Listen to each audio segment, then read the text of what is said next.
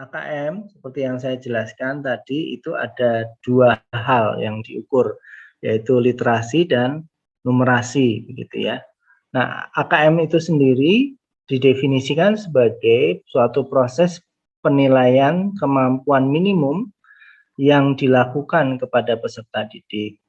Nah, apa yang dimaksud dengan kemampuan minimum adalah kemampuan yang paling dasar yang harus dimiliki oleh peserta didik pada jenjang tertentu yang meliputi literasi membaca dan numerasi. Ya. Nah, ini tujuan AKM numerasi. Tadi tujuannya adalah untuk mengukur kemampuan berpikir menggunakan konsep, prosedur, fakta, dan alat matematika untuk menyelesaikan masalah sehari-hari pada berbagai jenis konteks, begitu ya. Nah, kemudian ini manfaatnya, tentu ketika kita sudah mendapat potret, berarti kan kita sudah tahu potret kita seperti apa, maka ini sebagai feedback dari proses yang sudah kita lakukan. Maka tujuannya dengan potret ini, setiap pihak yang terkait bisa melakukan usaha-usaha untuk perbaikan kualitas belajar mengajar. Oke. Nah, kemudian ini manfaat AKM, kalau ini kelanjutan manfaat AKM bagi sekolah, gitu ya. Nah, diharapkan hasil AKM itu bisa juga dimanfaatkan oleh guru berbagai mata pelajaran untuk menyusun strategi pembelajaran yang efektif dan berkualitas sesuai dengan tingkat capaian peserta didik, gitu ya. Akibatnya kita akan mencapai yang disebut sebagai teaching at the right level. Jadi mengajar pada level yang sesuai dengan level yang dicapai oleh peserta didik. Nah, pembelajaran yang dirancang itu tentu memperhatikan tingkat capaian peserta didik. Nah, mengapa demikian? Ini akan memudahkan peserta didik menguasai konten atau kompetensi yang diharapkan pada suatu mata pelajaran tertentu. Nah, komponen di dalam AKM baik membaca maupun numerasi itu dibagi atas 3 komponen. Dilihat dari segi kontennya, dilihat dari proses kognitifnya, dan dilihat dari segi konteksnya. Nah, jika dilihat dari segi kontennya, untuk numerasi itu dibedakan atas 4. Jadi kalau dipisah itu juga ada 4 konten, begitu ya Bapak Ibu. Kalau dipisah itu ada kuantitas, maka di AKM itu ada bilangan. Ya. Kemudian kalau dipisah itu ada bentuk dan representasi, maka di AKM itu ada geometri dan pengukuran. Kalau dipisah itu ada ketidakpastian, maka di sini ada data dan ketidakpastian, gitu ya. Kemudian kalau dipisah itu ada hubungan atau relationship atau connection, gitu ya. Di AKM itu ada aljabar, gitu ya. Nah, berdasarkan proses kognitif, kalau ini tadi berdasarkan konten ya Bapak Ibu, berdasarkan konten ada 4 konten. Nah, berdasarkan proses kognitif itu ada 3 level. Pemahaman, penerapan, bernalar untuk menyelesaikan masalah non rutin. Ya. Nah, bagaimana hubungan proses kognitif dalam AKM ini dengan taksonomi Bloom, gitu ya. Nah, taksonomi Bloom itu kan ada 6 level. Di AKM itu hanya 3, begitu ya. Nah, maka sebenarnya bagaimana keterkaitannya? Keterkaitannya begini Bapak Ibu. Jadi pada proses pemahaman konsep di AKM itu sebenarnya meliputi 2 level di taksonomi Bloom, yaitu di level 1 dan level 2, yaitu di level mengingat dan memahami. Jadi di level mengingat dan memahami itu di level AKM ini adalah masuk pada proses pemahaman konsep. Nah, kemudian di AKM ada level penerapan. Di taksonomi Bloom ada level aplikasi dan mengaplikasi dan menganalisis. Nah, jadi level di AKM itu di level 2, kemampuan penerapan.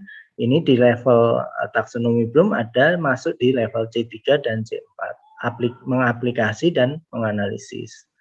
Nah, di level bernalar, untuk masalah non-rutin, itu di level taksonomi Bloom ada C5 dan C6, yaitu mengevaluasi dan meng-create, ya, membuat, begitu ya. Nah, ini keterhubungan bagaimana proses kognitif di dalam AKM dan proses kognitif di dalam taksonomi Bloom, gitu ya, Bapak Ibu. Jadi di AKM itu memang hanya ada 3 level proses kognitif. Nah, kalau dikaitkan dengan taksonomi Bloom tadi, pemahaman itu C1, C2, penerapan itu C3 dan C4, bernalar itu di C5 dan C6. Nah, berdasarkan konteks, AKM ini dibedakan menjadi 3 konteks. Ada konteks personal, ada konteks sosial budaya, dan ada konteks sains, begitu ya. Nah, jadi karena ini AKM tadi didefinisikan sebagai penyelesaian masalah yang memiliki konteks, maka selaras dengan itu pasti setiap masalah dalam AKM itu pasti memiliki konteks. Nah, konteksnya ada 3 macam, konteks personal, sosial budaya, dan konteks sains. Nah, konteks sains nanti dibedakan juga menjadi atas 2 macam, gitu ya Bapak Ibu. Nah, ini contoh AKM, konteksnya personal, bidangnya data dan ketidakpastian. Jadi saya di sini memberikan beberapa contoh untuk yang AKM numerasi, begitu ya. Konteksnya apa, kemudian bidangnya apa. Nah, nanti Bapak Ibu bisa mencermati, begitu ya. Nah, untuk konteks sains itu ada yang intramatematika dan juga ada yang ekstra matematika. Intramatematika itu apa? Maksudnya konteks sains tetapi masih di dalam lingkup matematika. Contohnya seperti ini. Sedangkan yang ekstra matematik itu misalnya seperti ini. Ya, jadi misalnya konteks tentang obat ini masuk konteks sains tapi ekstra matematika. Ya. Nah, untuk persentase distribusi soal berdasarkan konteks kurang lebih seperti ini Bapak Ibu. Jadi kalau Bapak Ibu ada di level SMP berarti ini lihat yang di kelas 8, berarti untuk personal itu 40%, sosial budaya itu 40%, saintifik yang intra itu 7%, yang ekstra 13%, begitu ya. Nah, kemudian bentuk-bentuk soal AKM itu seperti apa saja? Jadi soal AKM itu ada beberapa bentuk yang seperti saya jelaskan kemarin, ada pilihan ganda, jadi dengan 1 jawaban benar. Pilihan ganda kompleks itu lebih dari 1 jawaban benar. Kemudian ada menjodohkan, ada isian singkat dan ada uraian. Ya, jadi ini adalah bentuk-bentuk soal AKM. Jadi ada 5 bentuk: pilihan ganda kompleks, menjodohkan, isian singkat dan uraian. Ya. Nah, ini komposisinya, bentuk tesnya. Nanti Bapak Ibu bisa mencermati, gitu ya.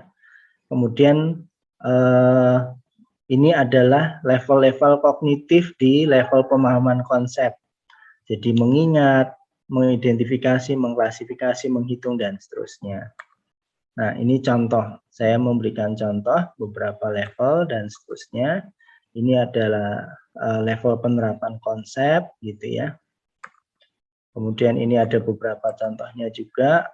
Ini adalah level bernalar yang non-rutin di level C5, C6 sesuai taksonomi Bloom. Di sini ada aspeknya juga, kemudian ada contoh soalnya. Kemudian ini persentasenya Bapak Ibu ya. Jadi kalau Bapak Ibu di kelas 8 itu untuk yang level 1 itu 25%.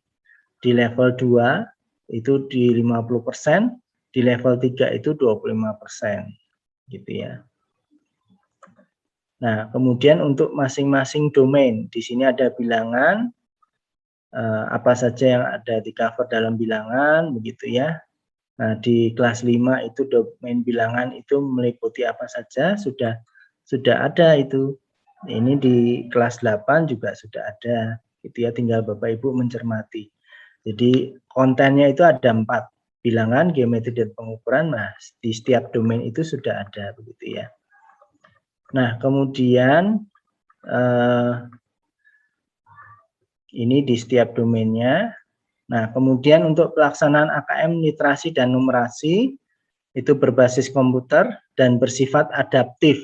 Nah, ini yang penting Bapak Ibu. Adaptif itu artinya apa? Pertanyaan itu disajikan bergantung pada kemampuan peserta didik. Jadi kalau peserta didik itu menjawab benar suatu pertanyaan, maka peserta didik di pertanyaan berikutnya akan diberikan yang lebih kompleks. Ya. Nah, tetapi jika peserta didik dalam menjawab pertanyaan sebelumnya itu masih salah, maka di soal selanjutnya yang diberikan adalah soal yang lebih sederhana dari soal yang dijawab sebelumnya, begitu ya. Jadi ini tidak linier, begitu ya. Artinya setiap orang mungkin akan memiliki pengalaman mengerjakan soal yang berbeda-beda, tergantung bagaimana proses jawaban dia sebelumnya. Jadi inilah yang dimaksud sebagai adaptif. Ya. Nah, kemudian peserta AKM sudah tadi, lama dan waktu pengerjaan itu untuk SD, untuk literasi membaca itu 75 menit. Lalu untuk survei karakter itu 20 menit. Kemudian untuk numerasi itu 75 menit, lingkungan belajar 25 menit. Lalu untuk SMP dan SMA itu literasi membaca 90 menit, survei karakter 30 menit, dan seterusnya.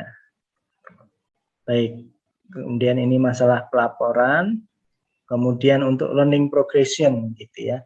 Jadi learning progression ini untuk membantu Bapak Ibu melihat bagaimana perkembangan belajar untuk sampai di setiap kelas di mana pelaksanaan AKM. Jadi kalau Bapak Ibu di kelas 8 itu harus melihat learning progression gitu ya di kelas sebelumnya gitu ya. Jadi kalau kelas 8 misalnya ini untuk aljabar, maka harus melihat di kelas 2, kelas 4, kelas 6 sampai kelas 8 itu harus sampai mana. Maka ketika Bapak Ibu sampai di kelas 7, maka harus di cross check kelas 2, 4 dan 6-nya ini sudah tidak bermasalah begitu ya. Kalau ini masih bermasalah berarti harus dibenahi juga di kelas 7 begitu ya, supaya di kelas 8 bisa mencapai yang learning progression yang diharapkan. Ya. Jadi learning progression ini tujuannya adalah untuk melihat kesinambungan bagaimana ketercapaian masing-masing subdomain gitu ya. Nah, ini adalah persentase distribusi soal berdasarkan konten begitu ya. Jadi bilangan itu berapa persen. Jadi kalau Bapak Ibu lihat di kelas 8 itu yang paling sedikit adalah aljabar, yang sedangkan data dan ketidakpastian, pengukuran dan bilangan itu merata di 30%. Nah, ini level-level pembelajaran ya. Ini contoh soal-soal AKM, lalu konteksnya dan levelnya begitu ya. Ya, ini nanti akan saya share kepada panitia, nanti Bapak Ibu bisa membaca dan melihat lebih detail begitu ya. Mungkin lebih baik kita ke arah tanya jawab begitu ya, masih ada waktu 10 menit. Silakan Bapak Ibu untuk dibuka pertanyaan. Mungkin bisa dimoderatori Pak Dhani, silakan Pak Dhani.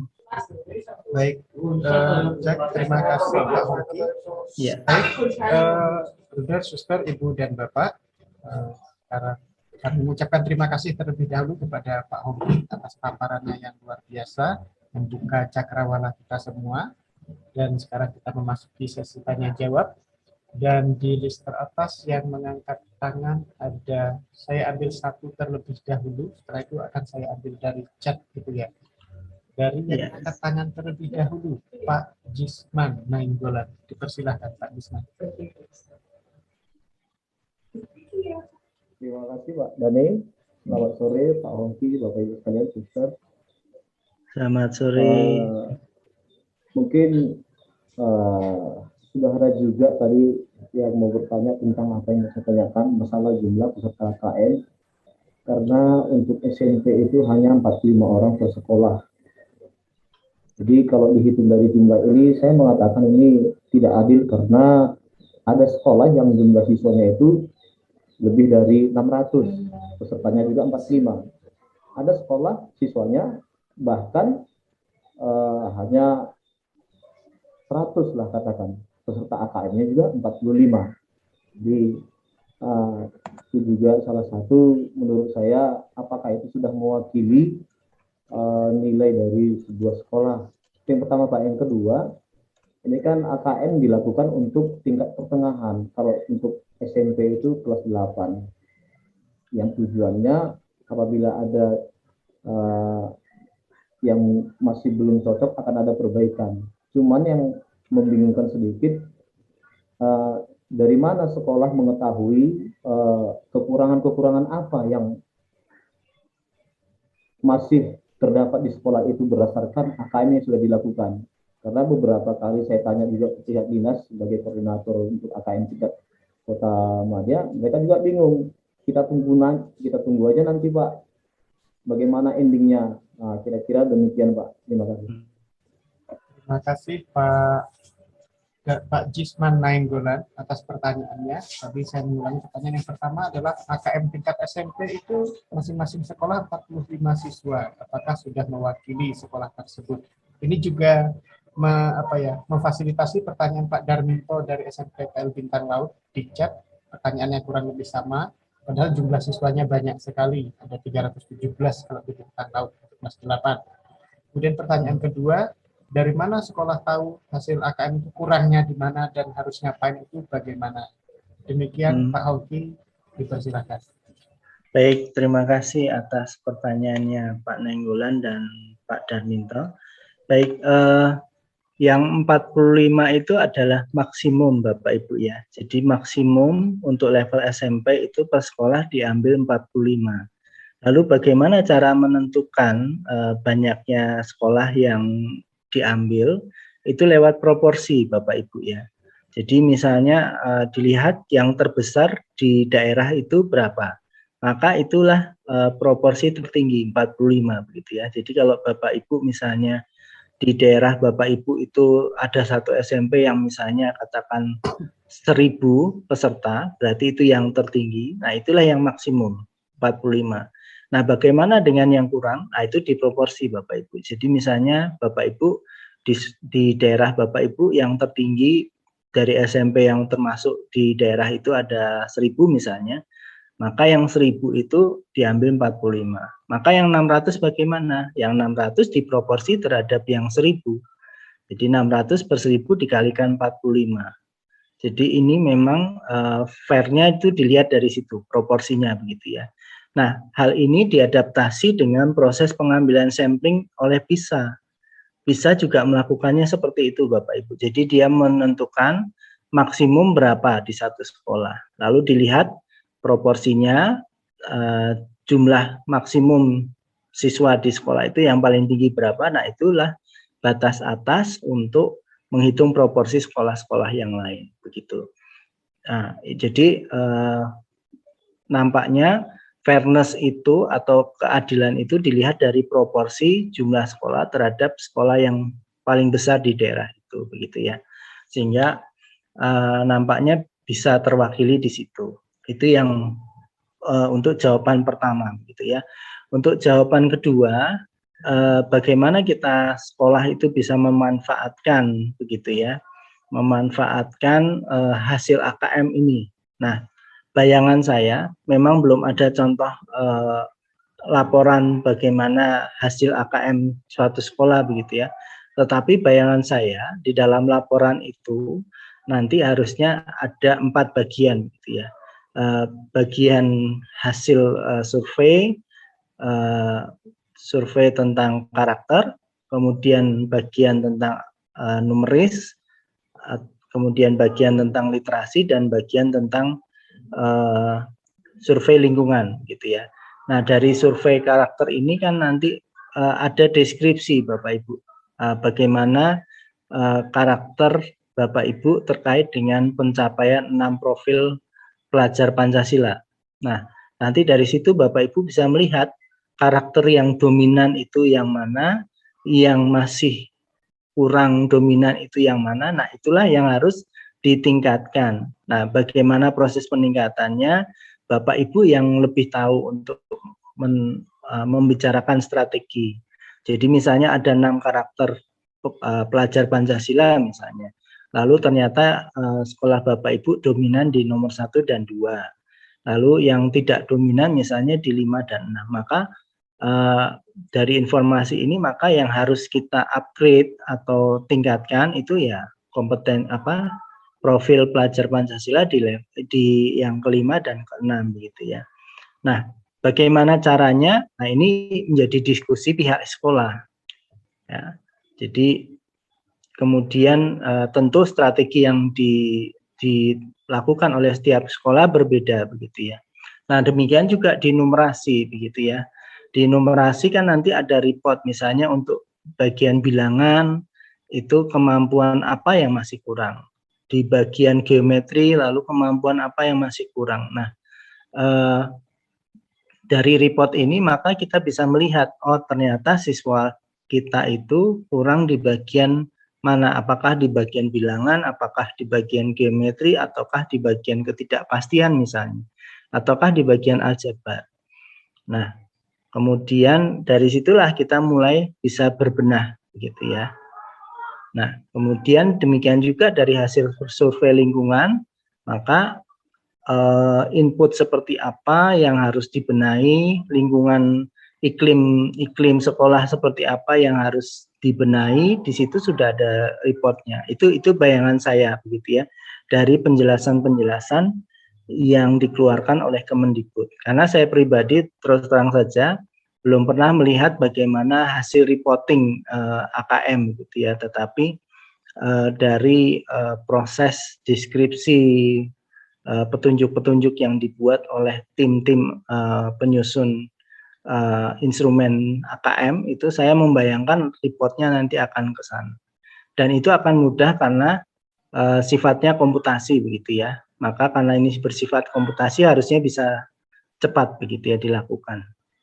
Nah, termasuk misalnya karena soalnya bersifat adaptif, maka kelihatan nanti siswa Bapak Ibu itu lebih banyak mengerjakan di level yang mana gitu ya. Kemudian di aspek konten yang mana dan konteks yang mana yang masih kurang begitu ya. Begitu Pak Dani tanggapan saya. Terima kasih Pak Hongki atas jawabannya. Mudah-mudahan menjawab pertanyaan dari peserta diklat kita. Baik, Ibu Bapak yang mengangkat tangan sepertinya cukup. Kemudian kita masih punya waktu kurang lebih 5 menit lagi. Mohon kesediaan Pak Hongki untuk berkenan menjawab beberapa pertanyaan yang mungkin muncul di chat yang kiranya Pak Hongki berkenan untuk menjawab. Dipersilakan. Ya. Baik, saya dari siapa ya?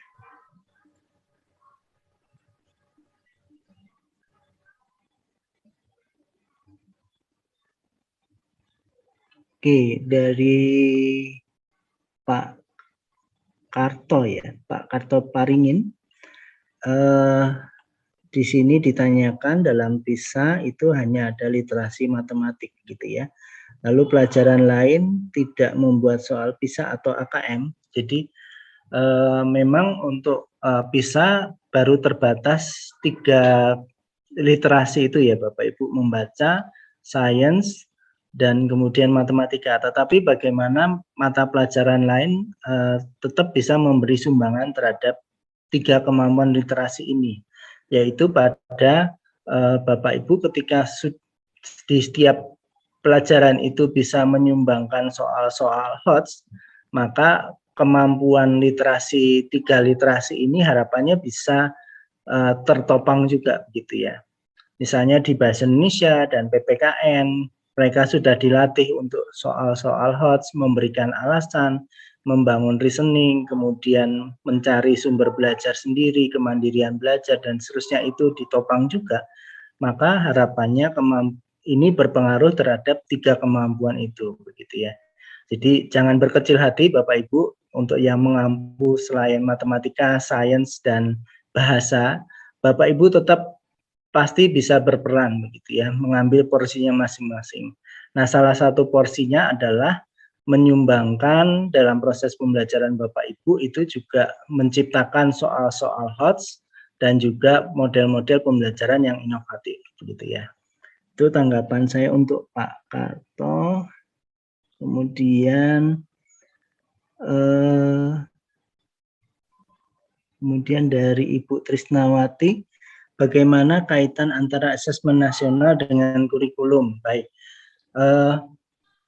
di dalam PPT saya itu Bapak Ibu bisa melihat learning progression tadi ya. Nah, kalau kita lihat learning progression itu disusun sesuai dengan KD-KD yang ada di dalam K13 Bapak Ibu. Jadi learning progression ini tidak merupakan suatu lompatan tetapi suatu alur yang harus dilihat dan dipastikan bahwa memang alur itu tercapai. Dan learning progression ini selaras dan saya sudah coba melihat itu masih selaras dengan KD-KD yang ada di K13. Jadi keterkaitannya di situ Bapak Ibu ya. Nah, kemudian dari Bu Masnia atau Pak Masnia ini, mohon pencerahannya jika ada disuruh untuk pembimbing AKM, maka yang cocok membimbing materi AKM ini guru matematika ataukah bahasa Indonesia,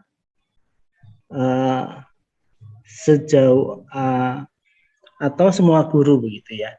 Jadi Bapak Ibu tolong memandang AKM ini tidak sebagai ujian nasional begitu ya. Jadi AKM ini tujuannya adalah melihat ketercapaian atau memotret sebenarnya proses pembelajaran yang terjadi di sekolah Bapak Ibu gitu ya. Jadi jangan membayangkan bahwa di dalam mempersiapkan AKM ini kita bisa mendrill siswa begitu ya. Karena yang dipotret itu adalah proses belajar mengajar kita, hasil dari proses belajar mengajar dan input begitu ya. Jadi hal ini tentu tidak bisa di-drill gitu ya. Karena ini potret proses. Nah, potret proses apakah misalnya di dalam proses pembelajaran itu anak-anak lebih sering diceramai atau lebih sering diajak untuk berpikir kritis. Apakah anak-anak lebih sering diberikan tugas saja ataukah diberi tugas dan dibimbing. Nah, ini adalah proses pembelajaran yang dipotret begitu ya. Jadi Bapak Ibu jangan membayangkan potret AKM ini adalah memotret produk akhir, tetapi memotret proses yang dilakukan oleh Bapak Ibu sekalian. Nah, maka di dalam menghadapi AKM ini yang harus dilakukan adalah melakukan sinergi semua mata pelajaran dan juga termasuk di dalamnya memikirkan bagaimana proses inovasi dalam proses pembelajaran, di dalam menyusun soal-soal evaluasi, di dalam menyusun soal-soal penilaian, begitu ya, itu saling berkesinambungan satu sama lain dan saling menopang satu sama lain. Jadi nanti kalau hasil AKM-nya potretnya itu tidak begitu baik, yaitu potret semua, bukan hanya sekedar potret guru matematika dan bahasa, gitu ya. Kasihan nanti yang dikambing hitamkan adalah, wah ini guru matematikanya gimana, ini guru bahasa Indonesianya gimana, ya itu tidak bisa seperti itu, gitu ya, karena yang dilihat adalah potret proses kita mulai dari input kita berproses, outputnya seperti apa. Jadi maunya seperti itu ya Bapak Ibu. Jadi yang bisa saya sarankan adalah ke kolaborasi di antara guru, di dalam mengkondak semuanya ini gitu ya. Jadi yang paling penting adalah kita mau bergerak bersama, mengubah cara pandang bersama menuju ke proses inovasi yang lebih baik terhadap proses pembelajaran. Begitu. Mungkin itu yang bisa saya tanggapi, Pak Dhani. Terima kasih. Terima kasih Pak Hongki atas jawabannya yang luar biasa. Sebenarnya masih ada satu lagi yang mengangkat tangan, yang raise hand. Oh iya, Kira-kira apakah Pak Hongki masih berkenan bisa menjawab? silakan Baik, Bapak. silakan Bu Lita Yang Wawan. terakhir. Terima kasih untuk kesempatannya. Ini terkait AKM dan juga untuk kemampuan numerasi ya Pak yang tadi kita bahas. Memang saya hanya ingin menambahkan untuk pertanyaan teman-teman guru tadi. Waktu yang lalu saya mengikuti dari kementerian itu PIK, Diklat PIK, penguatan implementasi kurikulum yang memang hanya beberapa sekolah ya yang dipilih untuk mengikuti itu. Mungkin teman-teman guru juga belum mungkin mendapatkan informasi dan saya juga memang belum sempat melakukan pengimbasan karena hampir bebarengan dengan diklat ini. Jadi belum sempat pengimbasan di sekolah, sudah ada lagi diklat yang menyusul. Nah di situ seperti yang saya pelajari di situ memang ini literasi bukan hanya sebatas sains, kemudian di bahasa, kemudian di matematika, tetapi nantinya ini akan kita terapkan lintas mata pelajaran, Pak. Jadi nanti akan lintas mata pelajaran, kemudian dengan mengembangkan ada dalam kurikulum itu ditambahkan program kokurikuler, yaitu program tambahan sesuai dengan potensi yang tadi yang dibahas sebelumnya itu core value yang ada di sekolah-sekolah. Nah, seperti contohnya Bapak, kalau seperti di sekolah saya juga memang guru-guru lebih ke matematika, sains sama bahasa yang literasinya. Padahal tidak terbatas di mata pelajaran yang itu saja.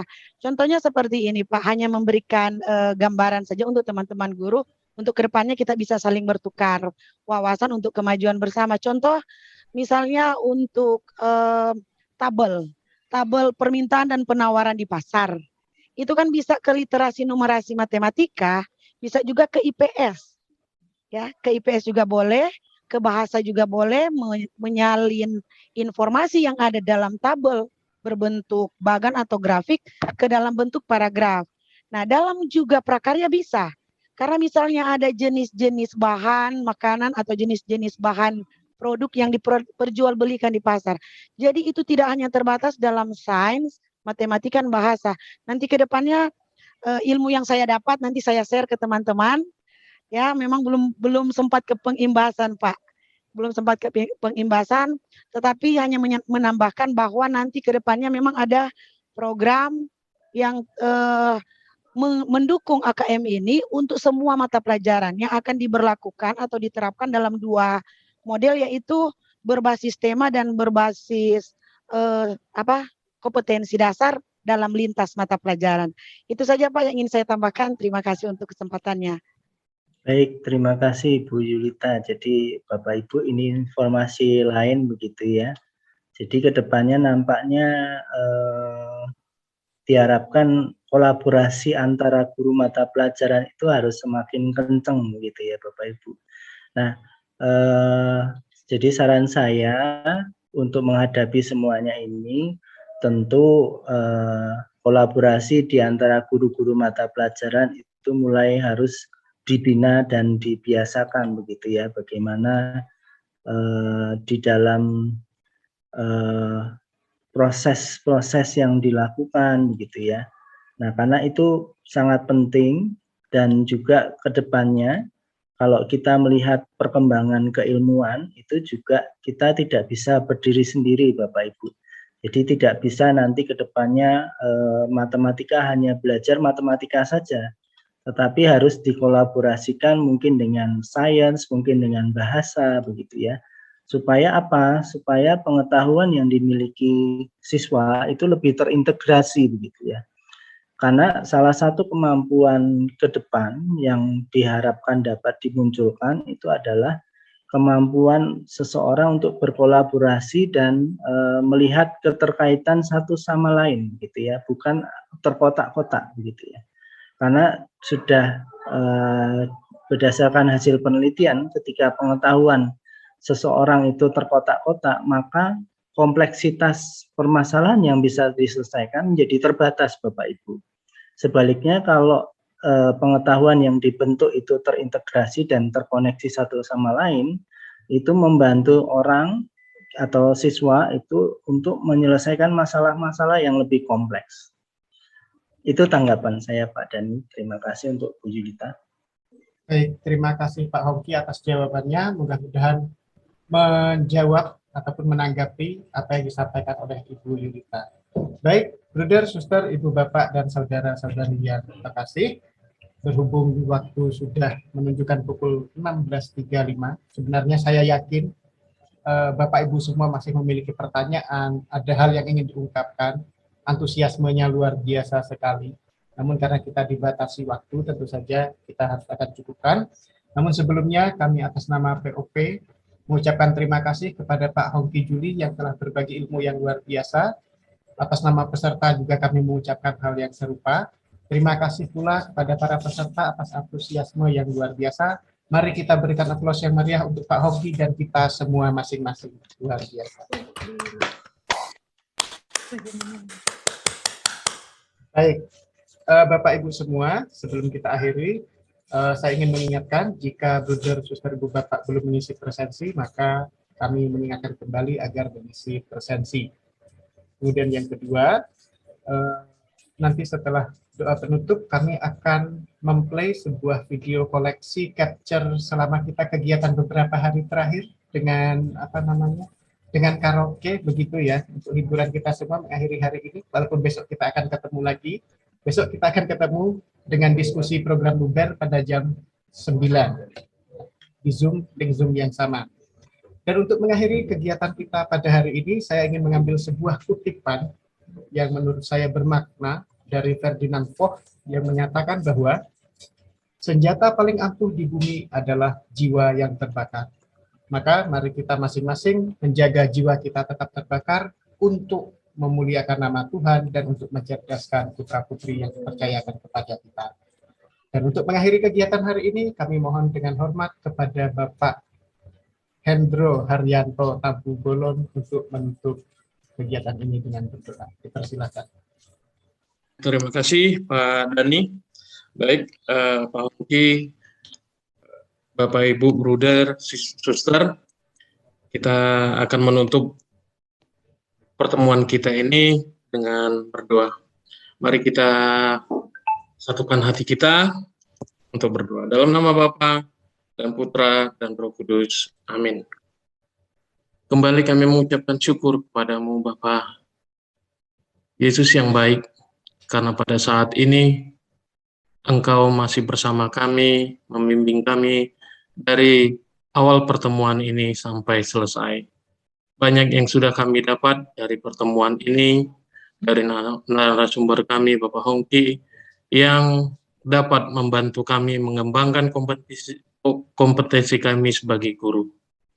Ya Bapak, saat ini kami akan kembali ke tempat kami masing-masing.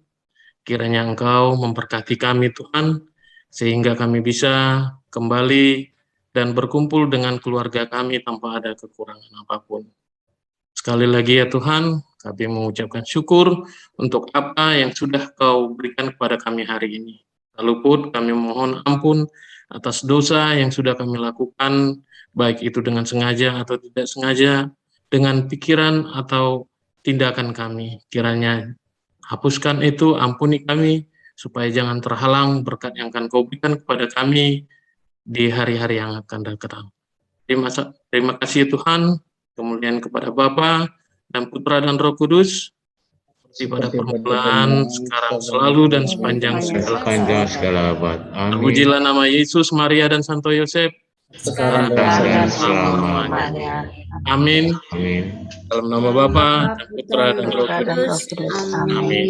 Terima kasih Pak Hendro Haryanto Tabu Bolon. Ya, sama-sama Dan Pak. Bapak Ibu, terima kasih semua atas kebersamaan hari ini. Sampai jumpa kembali besok jam 9. Terima kasih Pak Hongki.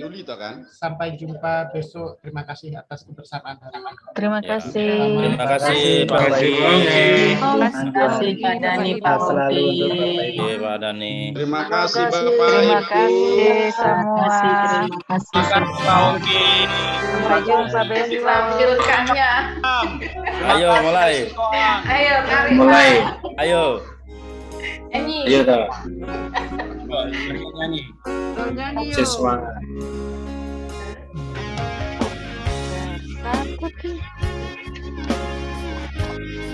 Keren, keren. Agak.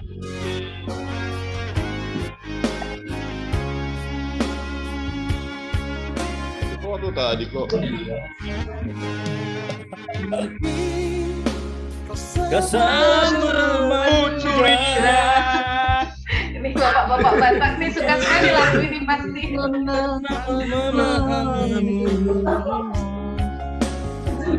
Bahkan selalu curiga. Ada yang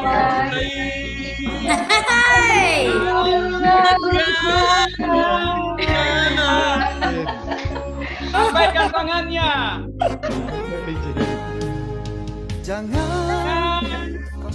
Keluar ya. Ada pertanyaan sebentar Andre. Tiap ini jauh Di dalam hatiku. Parlian semangat sekali. indah. Sampai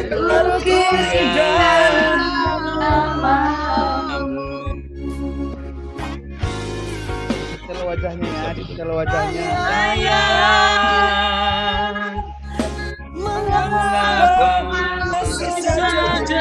Aku kali ini mendengar lagu ini loh. Iya kan?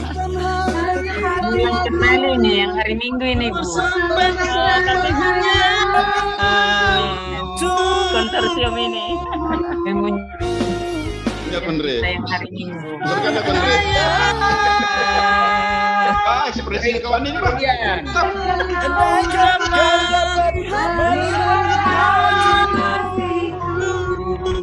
Ternyata ini yang ditunggu-tunggu. Ya,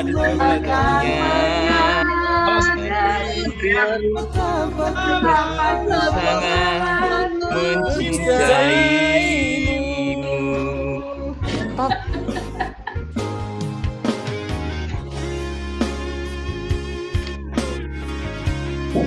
Semua tertawa berarti semangat semua ya.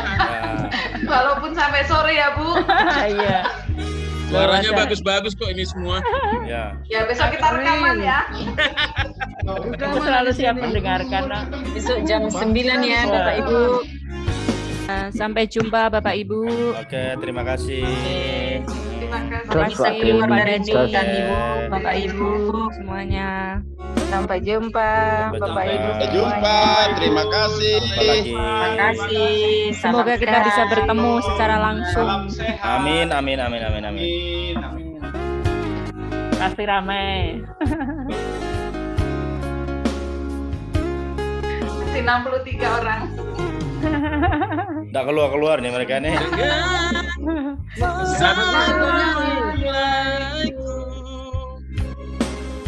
Ditunggu sampai akhir ini. Udes. Udah mandi, aku tunggu sampai akhir ini. Hatiku Berukir indah. berukir indah. 46, 45, Yang dihitung. 44. Agak cantik. Masih saja kau ragukan cintaku. Suaranya bagus semua ya. Ku persamakan untukmu. andaikan bisa tatap muka ya, secara Sakit, sakit. offline, Kalau tatap muka sakit. bisa rame kita. Kalau tatap muka sakit itu.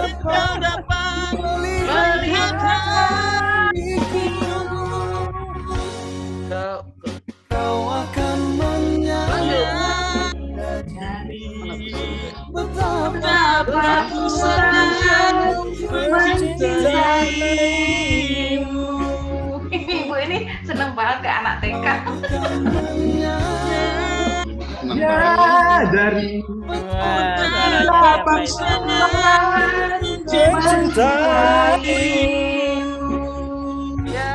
Mariana, 38. Mariana nih, satu lagu lagi. Nanti ada khusus waktu untuk karaoke bersama. Iya, mantap. Terima kasih, selamat sore Baik, semuanya. terima kasih Bapak Ibu. Salam sehat. Sampai jumpa lagi besok. Pak Dani, terima kasih. Terima kasih Pak Dani. Bu Elizabeth. Ya. Terima kasih semua. Ya, sampai jumpa. Ketemu lagi kita. Terima kasih ya, buat sampai lagunya Pak ketemu Dani. besok jam 9. Oke, terima kasih Pak Oke, Dani. izin live. Siap. Oke, siap. Mari kita kembali ke peraduan. Selamat sore, selamat petang ini kalau udah Indonesia Tengah ya. Iya, selamat petang. Oh iya, kita waktunya tidak hanya barat ini ya. Mari, sampai jumpa besok. Oke, sampai jumpa. Ya.